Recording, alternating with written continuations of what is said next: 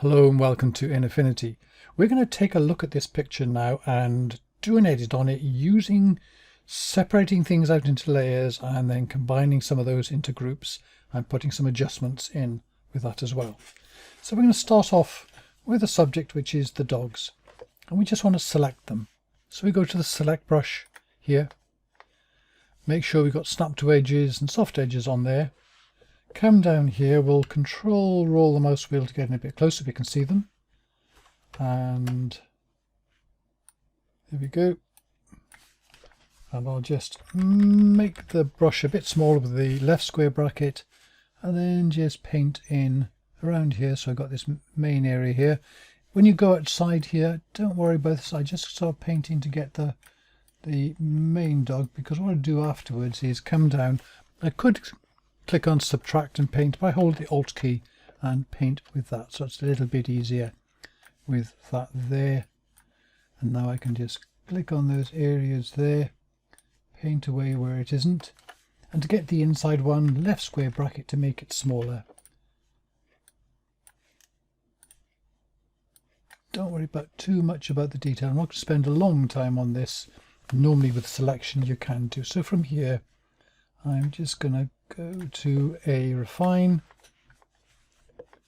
and with this, very often, particularly with a hairy subject like this, it's a good idea to paint around. Make the brush as small as you can, but whilst you can still paint all over it, just round the edge of things so it picks up kind of the ragged nature of the hair. And don't worry if it's going a little bit far out. Just over those areas.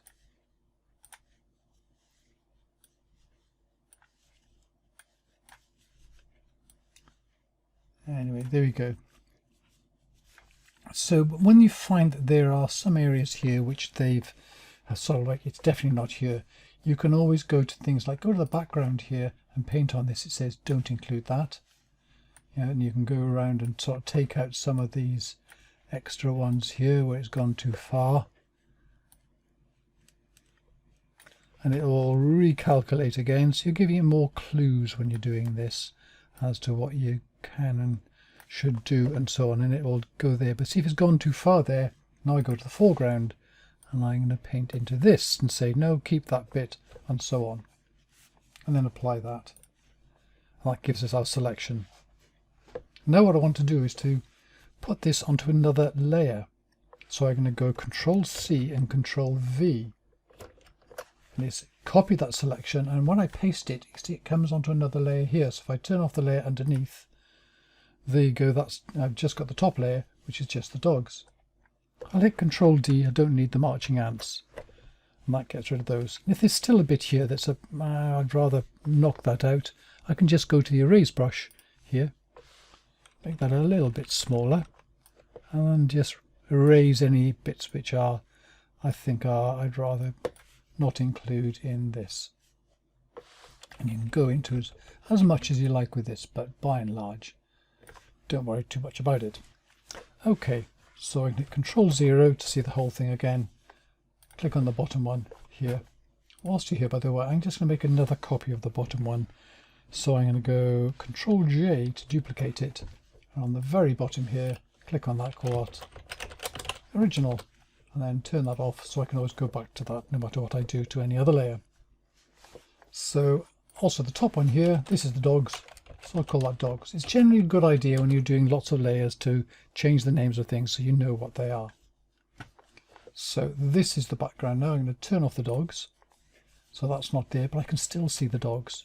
I want to get rid of them here. So what I can do, so it might try, for example, right click down here, go to the in painting tool. This is a bit of an awkward area, so let's see if it'll work. So I've got to click on the right layer. I tried the wrong layer there. Let's go back and go to the background. There we go. You've got to have the right layer selected. Now when I'm painting this there, it's going red, so I know that the in painting brush is working. So let's see if it can figure that one out. And it thinks for a bit, but no, it can't do it. It's too complicated. It's given up. So what I could do is say, well, that's not working. Let's try another tool. And this is generally what we do. Let's go to the clone brush. And if I alt click over here to get the source and then paint over here, but you can see the color here is kind of different from that. So I'm going to hit Control Z and go to a new tool. So here's a new one. So this is right click that in painting brush position down there and go to the healing brush tool. And this is a combination of the in painting brush and the clone brush. So again, I alt click somewhere else here and then paint on here. But notice here it's matching the color and the environment a lot better. See the way there? It's a lot more difficult. And you can even do a little bit of this if you don't want that. So I can do the same over here, alt click over here and just paint out this dog. Oops. There you go. If you go too far, it'll start to repeat itself. So there we go. We got rid of the dogs. If you've got repeating things, you can always do a little bit of blobbing here and there so it's not so obvious. So now if I click on the dogs, I brought them back. Click on the layer to select it and click on the move tool. And now there's a little rectangle appears around where the dogs are. I can move them around. I can put them down here, for example, and I can stretch them to make them a bit bigger because they're the subject. I'll make them bigger in the picture. So I'll put them down here so they're running nicely there. Also on this, if it looks like these kind of like sitting in front, I can just sort of make them a little bit phasier by going to the erase brush here and right square bracket to make it a bit bigger and just sort of like make the edges a bit ragged so it looks like they're going behind the grass there. You know, do the same with other things there so that looks a little bit better. Now then, what I'm going to do now, turn off the dogs again, go to the background, and I want to get a midground here. So I'm going to go to the select brush here, right square bracket to make it bigger. I'm going to paint along the edge here, so selecting that, then paint fast around here just to cover that up. Go to refine, this should be quite quick this time. Right square bracket to make it bigger and paint along here. Generally refine is pretty good between like hedges and the sky. So you just need to paint all of this and it'll do it in pretty much one go.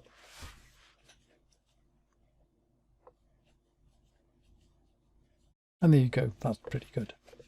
So I'll just say apply to that. Then I want to take this onto a new layer, so Control C and Control V. So this is now on the new layer here. Control D to get rid of the marching ants. And now if I turn off the background layer there, here we go.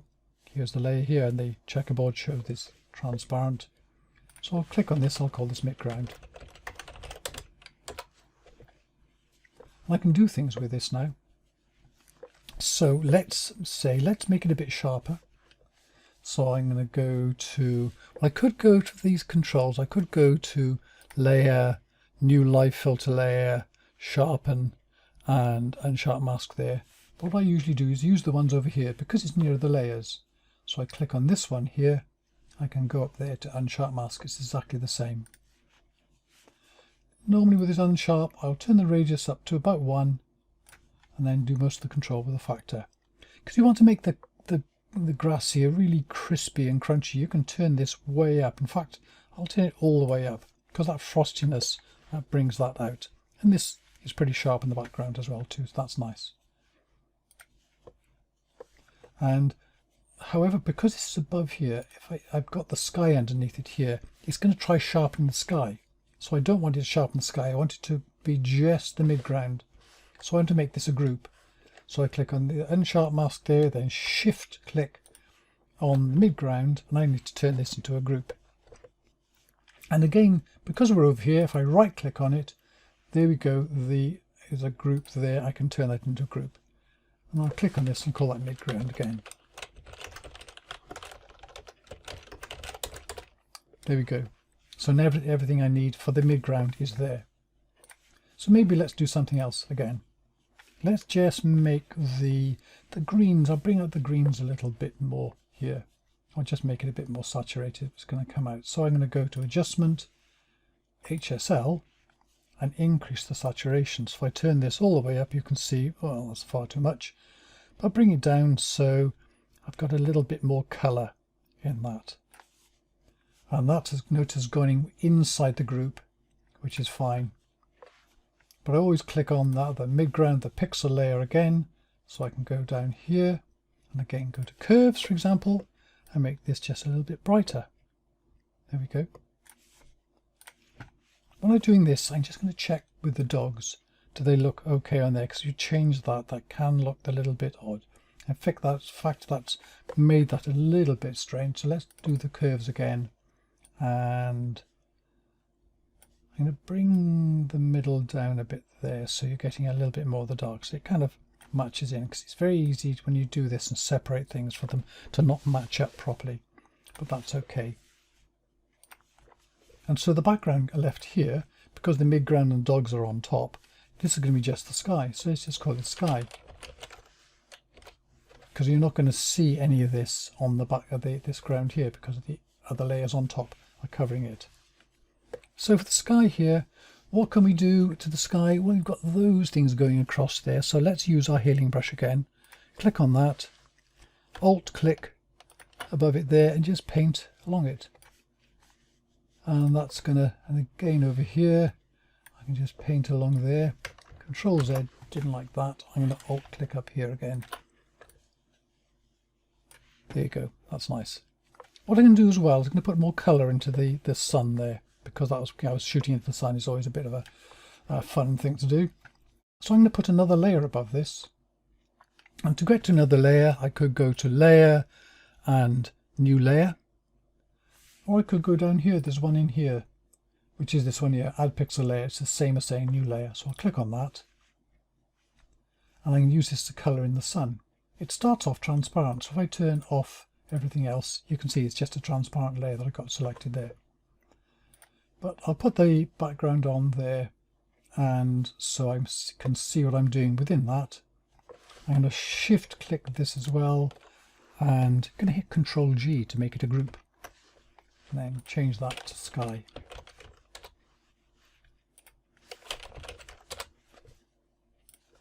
Right, now then, with this, I'm going to make the sun a little bit more colourful. So I want a brush here, but I'm going to paint in black. I want to paint in a little bit of yellow. So I'm going to click on the yellow there. And look at this. That's a little bit bright, isn't it? So let's use the controls here. I'll turn the yellow up there. So that's a bit better colour. So I'm just going to paint on that there. And if that's still a bit bright, I can turn down the opacity of that layer. So it's sort of like you can just about see this colour coming into it. And there we go. There's that layer. It's nice. And I can put back the midground, because you see over here, that painting there is kind of coloured over this, but I can put the midground back. There you go. So that's covering that up. And then I click on the dogs, and I brought the dogs back. And there we go. We've done quite a bit there, and we could go on, we could do more things, but it shows just the range of things you can do, and they keep this tidy. See, you've got dogs, midground and sky. And if I shift click at the bottom there, so I've selected all of them, turn on the bottom one, so there's the originals turned on. If I turn the top one off, there's the original, and there's the one that we've done just now. That's it. Took a bit longer than usual, but well, we're getting into a bit more detail now and showing the power of using layers and groups. That's it, and thank you very much for watching.